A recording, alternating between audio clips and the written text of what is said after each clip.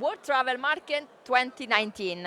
We have the pleasure to host to Media Hotel Radio microphone John Tanzella, and he's the president, the CEO of IGLTA, the International Organization for Tour Operators and Travel Agencies in LGBT market. Thank you very much. He has a little bit of Italian inside his blood. He's gonna talk something about. He's very handsome, by the way, and very fascinating man. Grazie, non credo, ma grazie. Sì. You can see, you can listen also the way he talks. It's very fascinating. The reason why you do what you do also, and then we're going to talk more deeply about the LGBT travel market. Sure. Well, the organization was created in 1983, sort of as an underground organization in the United States where LGBT travel agents and accommodations were collaborating to make sure that their clients were having a safe and welcoming travel experience. Now, fast forward 36 years later, we are still based in South Florida, but we're doing business in 82 countries and working with other organizations all over the world. But we are still trying to help LGBT travelers have safe and welcoming travel experiences wherever they want to go. And let's talk more about deeply. So you are gay. You know? See? So also in your experience, can I ask you how old are you? No. Okay. Now, just to explain about the difference from generation, yeah. And what are the? My God, I had no idea, and very compliment, congratulations. And now let's talk about the difficulties. Normally, LGBT traveler they have to go through when they have to travel. And in your experiences, what are the maybe worst thing that could happen? Well, it depends a lot on where they are. There can be some simple kind of hassles, if you will, maybe going through security at airports where two men are traveling together and they're husbands, but the security folks may say, you have to wait for your friend, and separate them. But for a husband and wife, they wouldn't do that. So simple things like that, and checking into hotel, and hotels assume that they're not a couple. They assume they're friends or brothers or cousins, and they need two beds, and they change their room, and it's very awkward and uncomfortable. So some of those things, but then, more serious problems in places where it can be illegal to be LGBT around the world can be very problematic. Being put in jail for showing any light affection to your partner, to even worse in some countries. So depending on where you are in the world, it's very different. Certainly there are bubbles of acceptance, like here in London, New York, San Francisco, Amsterdam, but that's not the case everywhere in the world. And LGBT travelers travel everywhere in the world, even to places that it's illegal to be gay, because they still want to experience what's there. They're not going to be told they can't go there just because they're gay. And I love the fact that IGLTA never tell LGBT travelers not to go in those countries that are not so friendly. And this I really appreciate it, because you tell people go in any case, because if you travel, you will be more open yourself. Yeah, not everybody feels the same as we do. A lot of people do want us to boycott this country or that country or that hotel chain, but unfortunately that doesn't really help anyone, because one, you're restricting your life by not going to see the pyramids, for example, in Egypt, but it also doesn't help the LGBT community in those destinations. Many destinations where it may be illegal or frowned upon, or just not having equal rights, still have an LGBT community, and without us going there and supporting their businesses, they certainly aren't going to thrive. They're going to be the first ones to go bankrupt and worse. No, thank you. I really appreciate this kind of philosophy. I wanted to put the highlights on it. And for example, in Italy, it happens. Some hoteliers they ask me, or people working in travel industry. But do you think, when I came out also with my seminar about LGBT travelers, do you think we need to talk in 2019 about gay and lesbian people?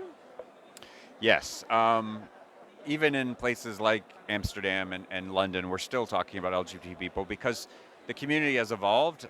There's different niches within the community, just like the mainstream. Some people are interested in family travel now. More and more same-sex couples are having children. There's adventure travel, there's luxury travel, there's all different segments within our community.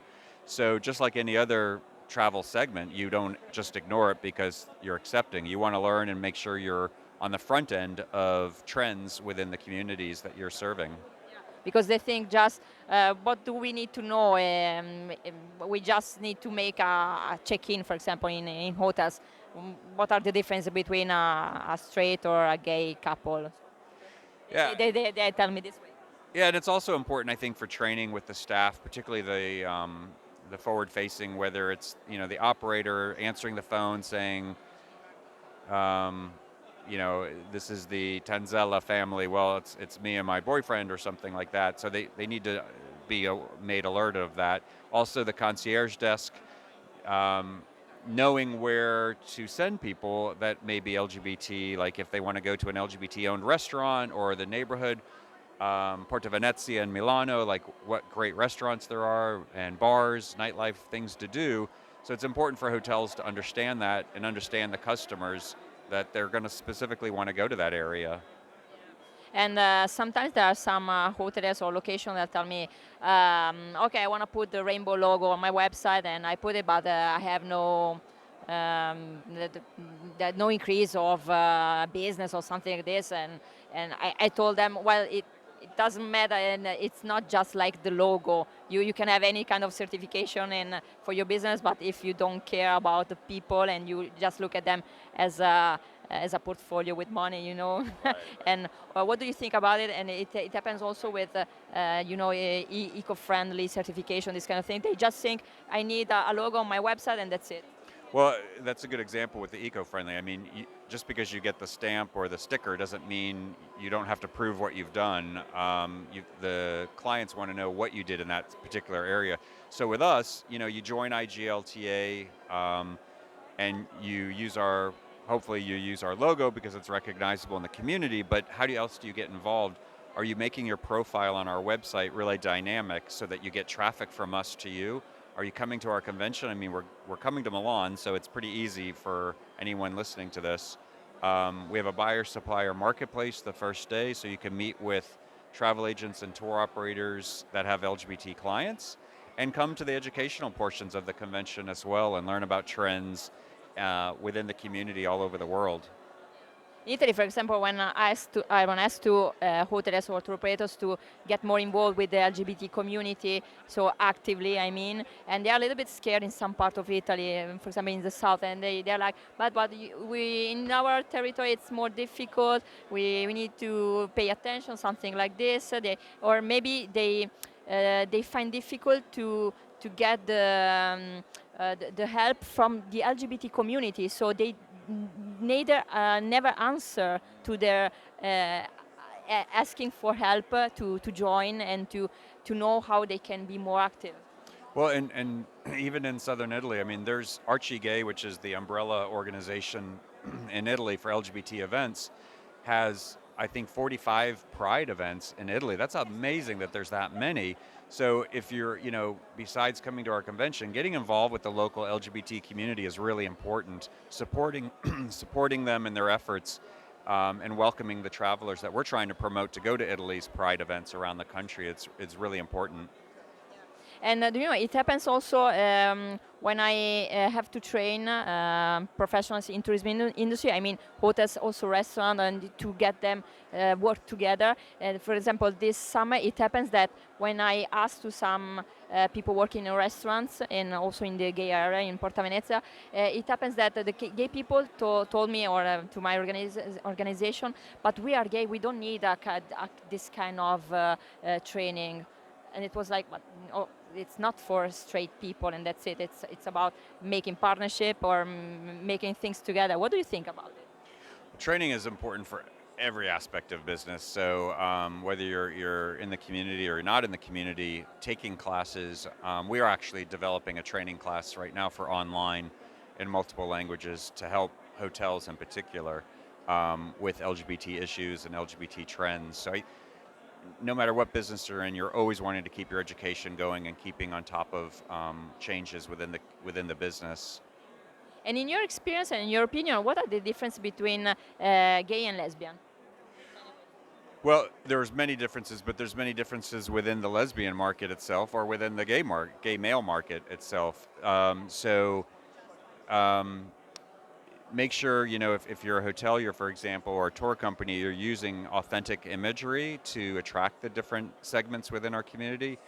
So often we see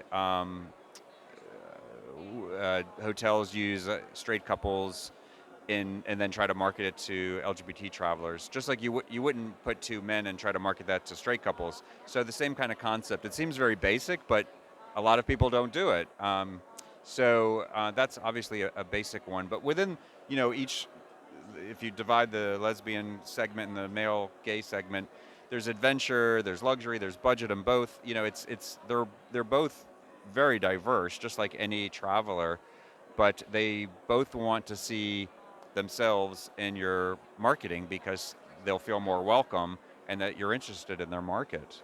And they're both large, but very often, unfortunately, the lesbian market gets forgotten and they tend to focus on the gay male.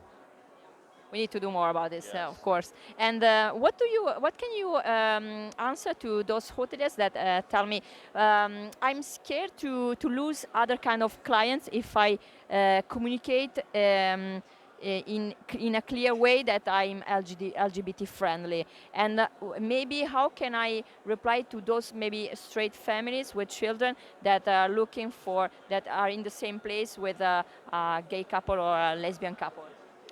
Well, I don't think even if you market to the LGBT market that all of a sudden you're going to be overflooded with LGBT travelers. So first of all, that shouldn't be too worrisome for you because it's going to be a gradual thing and they're going to become part of your client base. But if you look at global brands like Disney, for example, when they first started marketing to same-sex couples with children, they did receive some pushback at first, but over time, they kept their messaging, and it was very important to them. So if it's important to the business to be open to diversity, then you forge forward, and you don't give up, in my opinion. Yes, and normally we've never seen a business that struggled just because he was attracting the LGBT market. Yeah, you don't really hear that. I know. I've heard before people being worried about that, but in the reality, it doesn't really happen. And we are, I think, responsible. It's also about social corporate responsibility to make sure that we are responsible for our society, for the change. So this is also my opinion. If you are a little bit worried, you have the opportunity to attract the client with your same value, if you have the same value, of course. Yes, I agree. And so let's talk about an important event that will have place in Milan, so Italy. So we are very proud of. So of course we are gonna interview also the Italian representative, that is Alessio Virgili. But let's talk to you about the. Yes, we're really excited.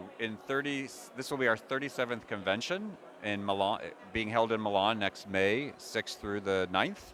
And we have never had a convention in Italy, so it's crazy. It'll be our 7th in Europe, but we're really excited to bring the convention to Italy. One of the things I've done, or I was passionate about when I became president of IGLTA, was really making sure we were supporting the I for international and bringing our convention to different countries. Italy is really exciting because the community there is really transforming. And Milan, I think, makes total sense for our convention because it does have a large community. It's becoming a very internationally diverse destination, and they're welcoming diversity and inclusion. The mayor is phenomenally supportive. Visit Italy is supportive, and the city of Milan is very supportive. And I've been a few times of recent meeting with LGBT organizations and professional associations within the tourism industry. I think it's going to be a really successful convention. We're really excited about it. Yeah, and I'm very proud that we'll be there in Milan, of course, in my city. And about the target, the transgender target, this is a big issue, and people are worried and scared at the same time because they just don't know this target. Well, we will have some education about the transgender market. It's a small market, but it is a very visible market now, and it's growing. And it's how do you deal with transgender travelers? And it's different and it's unique. It's not insurmountable, and we're going to educate the tourism community, hospitality community in Milan about this, and we'll have speakers talking about that as we did in New York, about the transgender community and what's important to them when they travel and some of the challenges they have. Yeah, just one example. They in hospitality, so they don't know how to call them with as a man or as a woman. Exactly. Yeah, we'll be discussing all of that and what are the best pronouns to use and how to greet them and make them feel welcome because you want all of your guests to feel welcome. Thank you very much. And as we have also lots of students and young people that are following us, what can you suggest, and some of my students also, what can you suggest them in order to make the difference in this sector, in this industry, and to be always even more open-minded? Absolutely. I mean, it really starts with the younger generation, right? I mean, that's how things change because us older people are set in our ways, but it's the young generation that makes changes. So I think, in Italy, just like anywhere, the young generation is more open minded and interested in diversity and different cultures and different backgrounds. And we'll definitely be bringing that from a professional tourism perspective to Milan. We do have scholarships available or fellowships available for students in the Milan area to apply for or to volunteer at our convention where we can always use help and they can have access to the education at the convention by volunteering and helping us at the registration desk or different things that we need help with. If I can help with this, I can tell to all the schools or academy I'm teaching, and it will be a great job. And a little bit from you, and what happened in your life that you decided this is my mission, I have to do this. Well, my parents and my background were always in the travel and tourism industry, and so I was working in Washington, D.C. for the D.C. Convention and Visitors Bureau, and we were bidding on IGLTA, and this was back 12 years ago. And we were successful in getting their convention, and then their board of directors had reached out to me asking if I would come to Fort Lauderdale and be the president and steer the organization. And I really was excited about it because I saw there was a lot of opportunity. At the time, we were very small. We were only in 30 countries, and it was very much a gay, white, male American organization. And I saw the opportunity to make it more international, more diverse. And it's been exciting. And we have corporate partners now. We work with the United Nations. We work with the European Union, the European Travel Commission. We're doing some really cool things. So it's been exciting, and I'm really, really happy to be there. So you are a little bit Italian also. So Sì. from which part? Mio padre era nato a Puglia, vicino di Bari, un piccolo paese nome Casamassima. Io anch'io sono pugliese, lo sai. Sono pugliese. E come si chiamava tua zia? Oh, Concetta. Just a few jokes, okay? So, John, I really appreciate the talk with you, and I hope we can even more and more sensitize all the hospitality and tourism industry to, in order to be more welcome in a better way. That's it. And if you have any last message for our audience, you in Italian or in English, whatever, you have the opportunity. Prossimo maggio 6 e 9 a Milano. Ci vediamo là. Okay. And Grazie. your website, so we. Yes, our website is IGLTA.org, but the convention website you can access there, or you can go directly to IGLTAconvention.org. Thank you very much. Grazie. We'll see you next time. Ciao.